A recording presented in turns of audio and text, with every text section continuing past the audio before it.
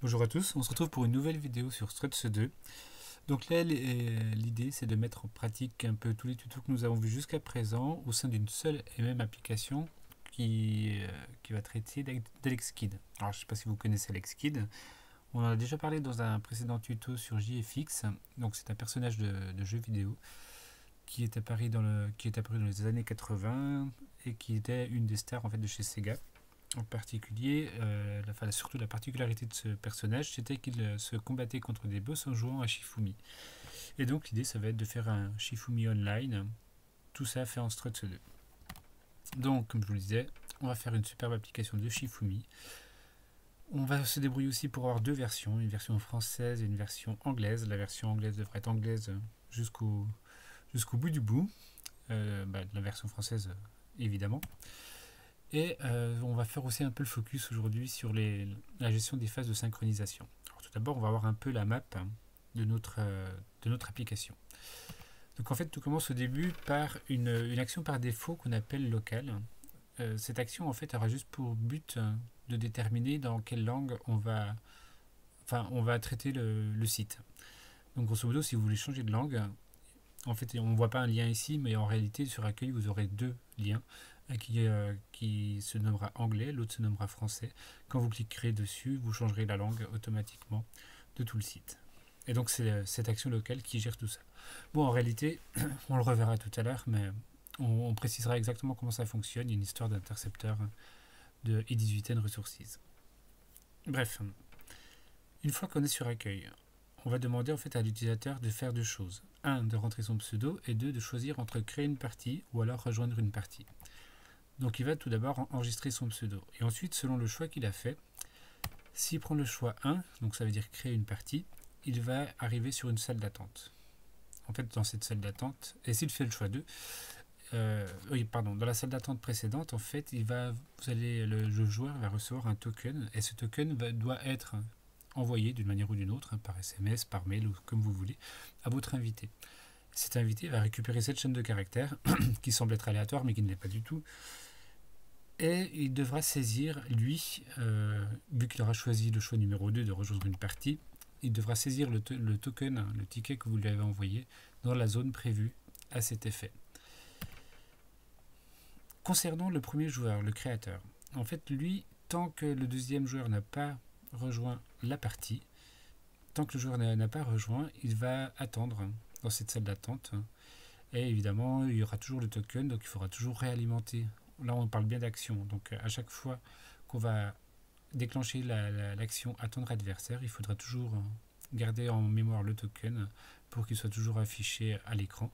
Par contre, une fois que l'invité va se connecter, on va être redirigé vers le choix du joueur. Donc, c'est pareil, une fois que la saisie du token est faite, il y a une action tout d'abord qui s'appelle enregistrer token qui permet de vérifier la validation du token. Et une fois que une fois que le token est bien défini comme valide, l'utilisateur est associé à la partie initiée par le créateur. Et du coup, les deux joueurs se retrouvent sur choix joueur. En réalité, quand je dis choix joueur, c'est le moment où la partie se joue, où chacun doit choisir pierre, ciseaux, feuille, et ce pour une partie en 2 ou 3 manches. Tout dépend en fait, le premier qui arrive à 2 a gagné. Une fois qu'on est ici, en fait, un des joueurs va commencer à jouer. Donc le premier joueur, l'adversaire n'aura pas encore joué, il va être dans une deuxième salle d'attente. Tant que le deuxième joueur n'a pas joué, il va attendre que ça se passe, en fait, histoire de synchroniser tout le monde pour commencer la deuxième manche, évidemment. On ne va pas commencer à faire les choix, enfin on aurait pu finalement faire les 3 choix de manière complètement désynchronisée, puis à la fin on voit ce qui se passe, les parties se déroulent de manière complètement désynchronisée. Bon, c'est quand même pas super sexy. Donc là, on a plutôt opté pour un mode complètement synchronisé, si bien que le premier joueur qui joue devra attendre que le second joueur joue également. Mais évidemment, le deuxième joueur ne verra pas le résultat du premier tant qu'il n'aura pas joué. Et donc là, il va attendre dans cette fameuse salle d'attente tant que l'adversaire n'aura pas joué. Une fois que l'adversaire a joué, donc lui, l'adversaire, en fait, il va se retrouver directement dans cette situation-là. Il va arriver ici, ensuite il va se rendre compte que l'adversaire a déjà joué, donc il va être directement rediriger ici et initialiser partie et il reviendra sur le choix du joueur où il devra choisir entre pierre, ciseaux, feuille. Par contre, le deuxième individu, lui, il était en train de boucler tranquillement dans sa salle d'attente et d'un seul coup le deuxième joueur a joué, donc il rejoint également l'écran de partie comme prévu. Et évidemment il y a un troisième cas en fait quand les deux ont joué, c'est la partie est terminée. Il suffit qu'en fait l'un des deux atteigne le score de 2 et dans quel cas la partie sera terminée et les deux individus se dirigeront tranquillement vers l'écran de fin à partir duquel ils pourront se déconnecter et revenir à la page d'accueil. Voilà en gros la roadmap en fait de notre site. Donc maintenant on va parler un peu plus de code. Donc nous ici il y a principalement deux choses qui vont nous intéresser. Il va y avoir l'internationalisation et les phases de synchronisation qui sont ici faites en JavaScript. Bon, c'est un choix particulier mais bon, peu importe. Comment notre projet est organisé? Il est organisé en 3 modules. Le premier module, c'est l'application Struts, l'application web entière. Après, on a un deuxième module, interface. Donc dans l'interface, on a toutes les exceptions, plus la façade qui est détaillée sur votre droite ici. Et enfin, on a le modèle, qui est l'implémentation de cette interface, pour lequel justement toute la partie métier est présente. On ne va pas trop s'attarder en fait sur le modèle. Si vous voulez plus de détails, vous pouvez éventuellement consulter la vidéo en description qui parlait justement de ce même genre de cette même application, en tout cas le même modèle, les mêmes interfaces pour une application JFX. Le lien sera en description de toute façon. Donc on jette juste un œil sur la facette du modèle. Donc on a ici les 3 constantes, pierre, ciseaux et feuille. Donc on se rend compte effectivement que le modèle est écrit en français de toute façon. On partira de ces éléments-là. Donc on a plusieurs méthodes. On a créer partie qui prend un joueur et retourne le fameux ticket en fait qu'il doit transmettre à son invité. Bon après il y a une exception qui peut être levée si le pseudo est déjà pris. Le deuxième individu lui pourra rejoindre une partie. Pour cela il devra transmettre un pseudo et son ticket. Donc là également il y a plusieurs exceptions qui peuvent être levées. Le fait que le ticket ne soit pas valide, le fait que la partie bizarrement est déjà pleine, ou alors que le ticket est périmé. Ensuite, là, nous avons la méthode choix joueur. Alors, la méthode choix joueur, c'est juste pour exprimer le fait qu'un joueur choisit pierre, ciseaux ou feuille. Donc là, on a une exception aussi qui est levée, mais qui finalement, dans le flux que nous avons montré tout à l'heure, ne sera jamais possible à faire. Mais bon, peu importe. On a une méthode, une fonction partie terminée qui prend en paramètre le nom du joueur et retournera vrai si la partie où le joueur joue est terminée. De même façon, on a la quête vainqueur qui nous permet de retourner le vainqueur de la partie concernée par le joueur passé en paramètre si la partie est terminée effectivement. Si la partie n'est pas terminée, il y a une exception qui est levée. Nous avons la partie commencée qui a le même fonctionnement que la partie terminée, sauf que effectivement c'est juste pour savoir si elle est commencée ou pas. On a le getScore courant qui permet de savoir exactement l'évolution de la partie. En particulier là-dedans, ce qui est intéressant, c'est le numéro d'opération. Dans le score, en fait, il y a un numéro d'opération qui permet de savoir en gros à quel moment de la partie, quelle manche on se situe. C'est assez pratique en fait pour la deuxième phase d'attente. Quand le premier joueur joue, il attend que le second arrive. Donc en gros, il y avait un identifiant courant d'opération. Dès que le deuxième a joué, le numéro de manche a été incrémenté et c'est comme ça qu'il va sortir de la boucle. Et enfin le fin de partie ici qui permet en l'occurrence de se déconnecter et de supprimer tout ce qui est relatif aux joueurs connectés.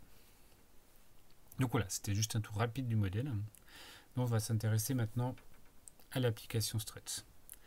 On retrouve toutes les actions dont nous avons parlé tout à l'heure sur la roadmap. On a juste une classe contexte. Alors ici j'ai pris le parti, alors c'est un choix en fait, c'est au niveau des variables de session ou d'applications que j'utilise. J'ai tout mis les noms de variables dans des constantes en fait, dans cette fameuse classe qui est abstraite, qui hérite de Action Support et qui implémente Application Aware and Session Aware.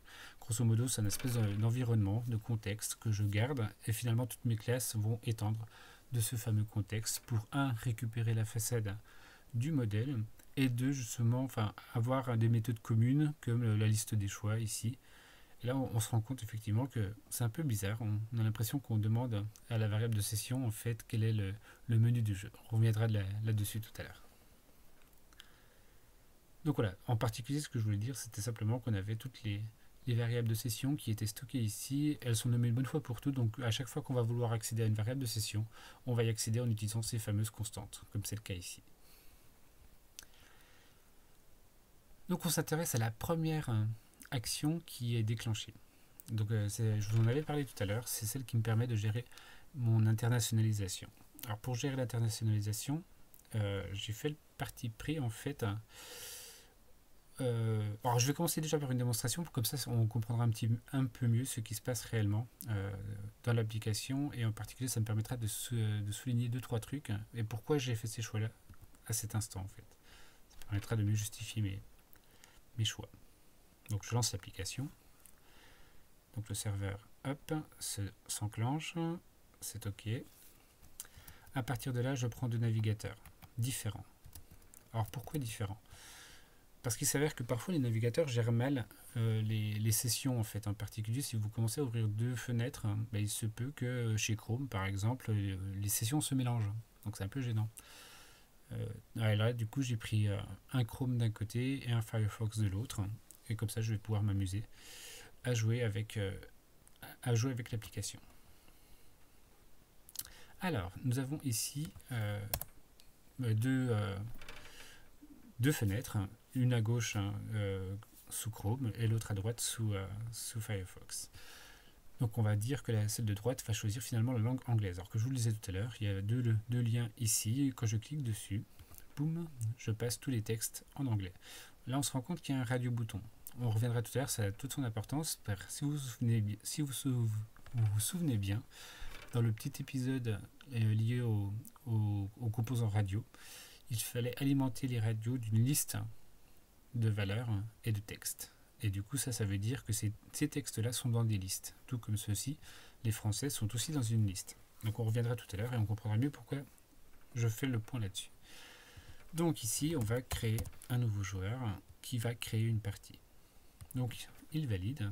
Comme je vous le disais tout à l'heure, il se retrouve dans une salle d'attente en fait, où il est bloqué tant que le deuxième joueur, l'invité, ne se connecte pas. Donc là, on voit qu'il y a un rafraîchissement qui est fait toutes les 4 secondes. Donc c'est un peu gênant parce qu'il faut vraiment choper voilà, le mot de passe dans la fenêtre de temps que j'ai. C'est bon, là j'ai récupéré. Et du coup, je connecte de l'autre côté Fred avec le fait qu'il veut rejoindre une partie. Il arrive sur un écran où il doit saisir le token. Donc on fait un coller. Donc là, on remarque qu'effectivement tous les textes sont en anglais. Il envoie. Et là, donc, il arrive sur l'écran principal. Et on voit aussi que de l'autre côté, c'est également le cas. Là, ce qui est intéressant, encore une fois, tous les textes sont toujours en français. Les menus sont en français, alors que de l'autre côté, ils sont en anglais. D'accord? Nous avons la version anglophone jusqu'au bout du bout, comme je disais tout à l'heure. Donc ici, le premier joueur va choisir pierre, ciseaux, feuille. On va dire qu'il va prendre pierre. Et comme je vous disais tout à l'heure, il se retrouve dans une salle d'attente en attendant que l'adversaire fasse son choix. L'adversaire, lui, ne voit rien de ce qu'il se passe, il choisit. Il va prendre le ciseau, là, par exemple, et il envoie. Lui, directement, il arrive sur le deuxième écran où il peut refaire un choix, alors que l'autre, voilà, il a fallu une itération de plus pour qu'il puisse se rendre compte qu'effectivement, l'état du jeu avait changé et il a rechargé le nouvel état. Donc maintenant, il peut faire son choix. Donc on va faire égaliser Fred. Alors Fred va jouer en premier pour un coup. Voilà, il attend son opposant. La même chose, un partout. Et maintenant, on va donner le coup final. Hop. Avec Paper de l'autre côté. Et on se retrouve avec le fait que c'est You qui a gagné 2-1. Et après, on a un lien où on peut cliquer dessus pour revenir à l'accueil. Tout comme ici, en préservant la langue. Voilà en gros l'application à quoi elle ressemble. Maintenant, on va s'intéresser aux détails un peu techniques. Donc, on disait tout à l'heure justement, je vous ai parlé des radios-boutons en fait, enfin des petits composants radio, et je vous disais qu'ils avaient besoin d'une liste de valeurs justement à l'intérieur pour pouvoir afficher chacun des radios avec le texte qui va avec. Et du coup, ça signifie qu'on doit lui fournir dans l'action qui le précède, cette fameuse liste qui précède la JSP, cette fameuse liste d'éléments. Et du coup, cette liste, elle change si on est en français ou en anglais, évidemment. Et du coup, j'ai mis en place une classe outil internationalisation qui me permet de gérer tous mes textes, on va dire dynamiques. C'est ceux qui apparaissent au fur qui ne sont pas en dur dans la JSP, mais qui sont générés. Et ici, j'ai mis en place, donc j'ai des constantes classiques pour créer une partie qui est le texte français prévu pour le premier menu, le rejoindre une partie, et on a la même version en anglais avec le underscore en à la fin, avec New Game and Join a Game. Et du coup, je crée en fait deux listes de constantes, alors que j'ai appelé choix et choix EN, où je mets en fait deux choix connexion avec la valeur 1 pour créer une partie, et j'ai exactement la même version en fait symétrique pour la version anglaise. Ensuite, j'ai les différentes constantes pierre, ciseaux et feuille qui sont utilisées. Alors je me suis basé sur celles qui sont fournies par la façade. Donc pierre, ciseaux et feuille, ce sont les trois constantes qui sont définies dans le modèle. Et du coup, la version anglaise, je donne l'équivalent en fait en disant underscore en, c'est stone, scissors et paper. Donc évidemment, je vais me faire une version choix joueur, donc pierre, ciseaux et feuille en français, et une choix joueur en anglais avec pierre, ciseaux et feuille en anglais. Et tout ça, en fait, je vais le mettre dans une map. Cette map, elle va être étiquetée par la langue. C'est-à-dire qu'ici, vous allez avoir l'association menu, c'est pour dire en FR, on va choisir, si c'est FR, on prendra choix. Par contre, si c'est anglais, on prendra choix version anglaise. Pareil pour les choix des joueurs, on va avoir la version FR, ça sera choix joueur, la version anglaise, ça sera choix joueur anglais. Et j'ai aussi ajouté un outil de traduction, parce qu'en particulier, quand l'anglophone joue, il joue soit stone, soit paper, soit scissors. Et du coup, il faut transformer ces mots en français pour que le modèle le comprenne. Parce que je vous rappelle que dans le modèle, on a pierre, ciseaux et feuille. Donc du coup, il faut vraiment un outil qui nous permette de les traduire automatiquement. Donc c'est le rôle de cette map-là. Donc on revient sur local, et finalement dans local, on vérifie en fait, alors ce qui se passe c'est pour changer la langue, on joue avec un intercepteur en initialisant une variable qui s'appelle request local, une variable qui est en paramètre dans l'URL. Selon la valeur de cette variable, l'intercepteur va glisser dans vos variables de session une variable qui s'appelle www.trans-i18n local. Et dans cette variable est stocké justement tout ce qui est relatif à la langue qui a été choisie. Donc nous, en gros, on récupère celle-ci, on vérifie si elle existe ou pas. Donc si elle n'existe pas, on met que c'est FR par défaut. Si elle existe, on récupère le langage. Donc il se peut que ce soit FR et il se peut que ce soit anglais. Mais en tous les cas, dans tous les cas où ce n'est ni l'anglais ni le français, on va choisir FR. Donc ça veut dire que si vous avez EN, il n'y aura pas de souci, ça sera EN, mais par contre dans tous les autres cas, on va garder la version française. Ensuite, on pose dans nos variables de session tous les menus, tous les textes dynamiques. C'est-à-dire que ici, à partir du moment où vous avez choisi FR ou EN, du coup on va se retrouver avec la bonne liste qui correspond à la langue que l'on a choisie. Donc pour le menu du joueur, donc au début dans la page d'accueil, pour le menu jeu, pardon, dans la page d'accueil, et pour le menu joueur, au moment de la battle. Donc voilà, tout se fait en fait dans cette action locale. Et grosso modo, quand on appuie sur anglais ou français, enfin English ou French, grosso modo ou français, c'est exactement cette action qui est appelée. Et du coup, on va lui passer simplement la fameuse variable en paramètre. On peut le voir rapidement d'ailleurs sur la JSP qui correspond. Là voilà. Là c'est la version anglaise où on donne une request locale avec EN comme valeur et sinon on fait la langue FR avec request local FR. Alors pourquoi c'est rouge? Parce que quand c'est rouge en général c'est jamais bon. Alors sauf dans ce cas là. Alors pourquoi? Parce qu'en fait cette variable n'est pas du tout liée à l'action locale, mais elle a pour but d'être interceptée par justement l'intercepteur de i18n. Et du coup c'est lui qui va choper cette variable et c'est lui qui va réussir à injecter du coup dans votre variable de session la fameuse constante imbitable qu'on a vu tout à l'heure. Donc là pour un coup c'est rouge, mais tant pis, c'est pas grave.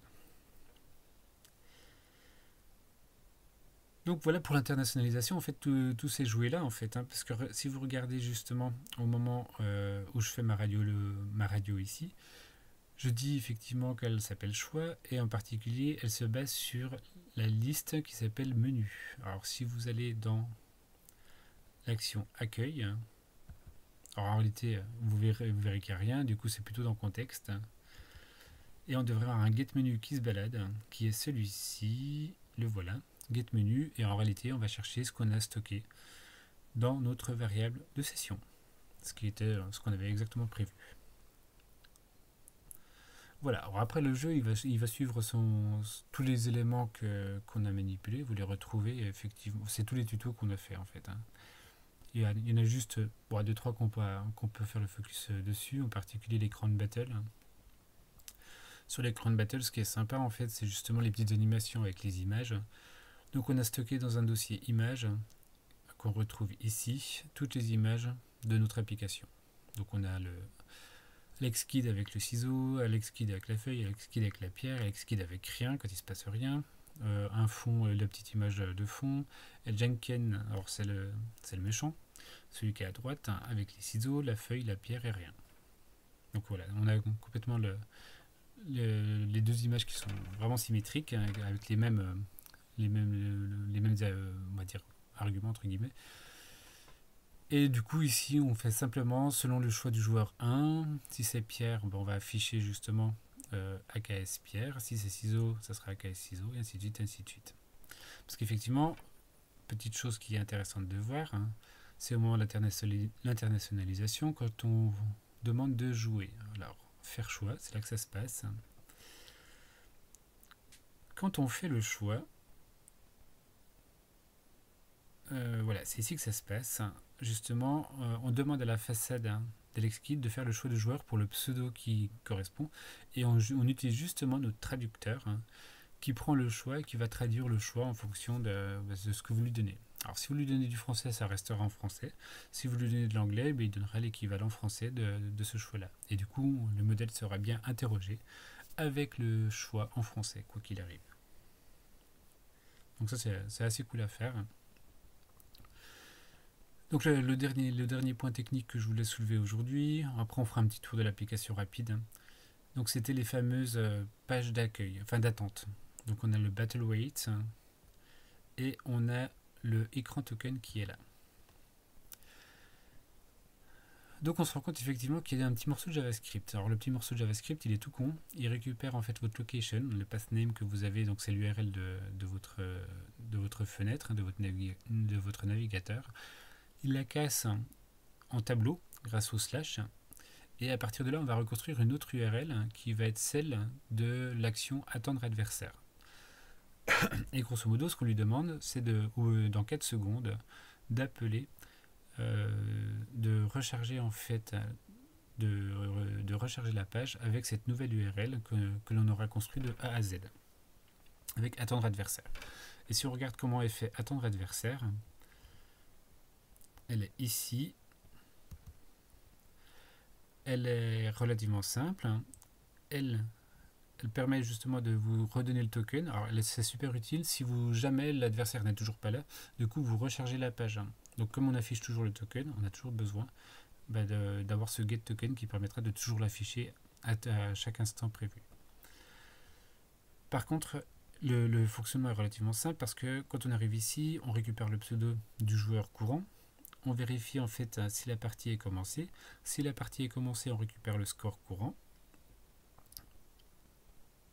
Et ensuite, le score courant nous permet juste ici de mettre en variable de session le numéro de l'opération, c'est-à-dire la manche 0, grosso modo. C'est l'identifiant de l'opération, de l'évolution de la partie. Alors pourquoi c'est utile ceci? Je vous en ai parlé vite fait tout à l'heure. C'est pour justement gérer la deuxième phase de synchronisation au moment où le premier joueur a joué et du coup il attend que le deuxième joueur joue. Tant que le deuxième joueur joue, le numéro d'opération ne change pas. dès qu'il a joué, le numéro d'opération aura changé puisque les deux auront fait leur choix et du coup on passera à la manche suivante. Et c'est comme ça qu'il arrivera à sortir de sa phase de sommeil. Et donc là en gros on a deux sorties, soit success, soit input. Donc maintenant allons faire un tour du côté strut.xml pour cette même action. Donc c'était attendre adversaire. Si c'est success, on fait une redirect action. Donc ça veut dire que le joueur est arrivé et on initialise la partie. Donc il y a une action qui s'appelle initialiser partie qui se balade par ici, mais qui est juste là. Si par contre on a retourné input, alors on reste sur l'écran token et on est reparti pour 4 secondes d'attente avant que l'action soit redéclenchée de nouveau. Et le concept est exactement le même pour attendre choix adversaire. Donc celle-ci c'est dans Battle Wait qui devrait se balader ici. Donc dans Battle Wait, on a le même délire avec le même petit morceau de JavaScript, avec la même opération, on casse l'URL, on récupère, on en reconstruit une, sauf qu'on change l'action à la fin. Et là c'est attendre choix adversaire qui est déclenché. Dans attendre choix adversaire, la voilà.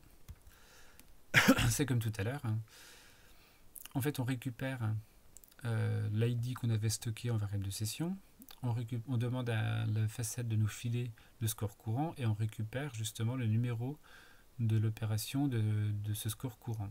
S'il est différent de celui qu'on a stocké en variable de session, alors ça signifie qu'on est débloqué. Et du coup, on doit changer d'écran. Et c'est pour ça qu'on retourne success, mais tout en stockant le numéro d'opération, le nouveau, en tant que variable de session. Ce qui nous permettra de rejouer le coup d'après.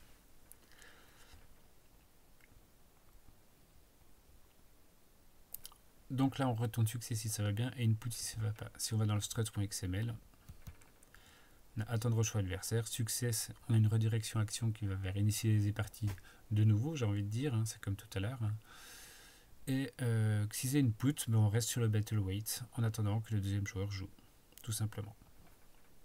Donc encore une fois, c'est pas extraordinaire parce qu'il y a quand même 4 secondes de délai. Toute la page est rechargée. Il me semble qu'on peut le faire aussi en Ajax, mais je suis pas trop un crack en Ajax, donc je vous laisserai améliorer le truc si vous voulez.